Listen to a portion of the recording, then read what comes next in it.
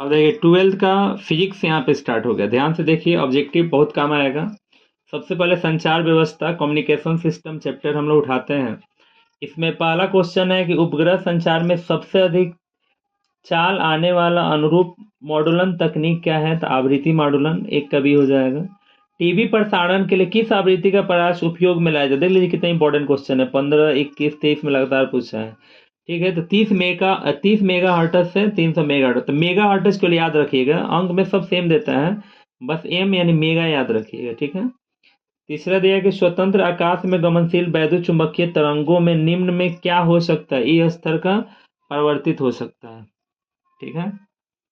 फिर यहाँ पे दिया है कि सभी संचार उपग्रहों पर इनमें कौन सा पोलराइड अवश्य पाया जाता है? Photographic camera. प्रकाशिक संचार की आवृत्ति परास का उपयोग करता है 10 के पावर 5 से 10 के पावर 19 हर्ट्ज तक। ठीक है।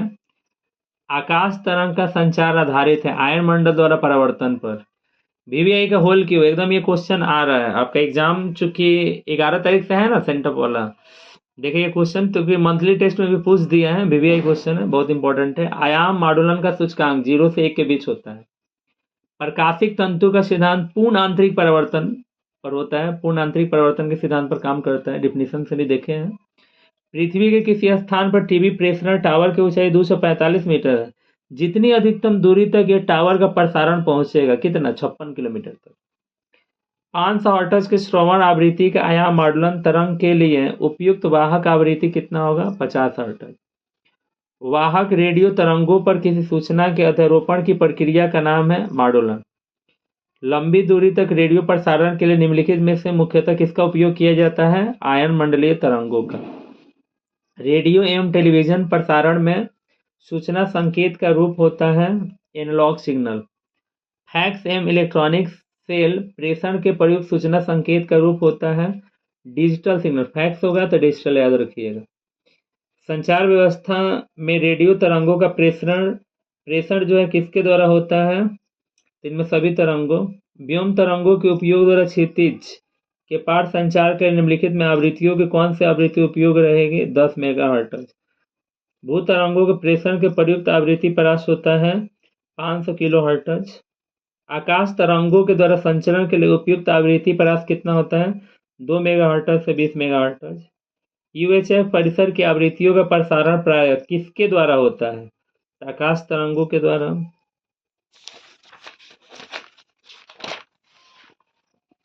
अब देखिए अगला क्वेश्चन हम लोग देखते हैं। दिया है VHF तथा UHF के सिग्नल संचार की किस विधि में प्रयुक्त होता है? अंतरिक्ष संचार में।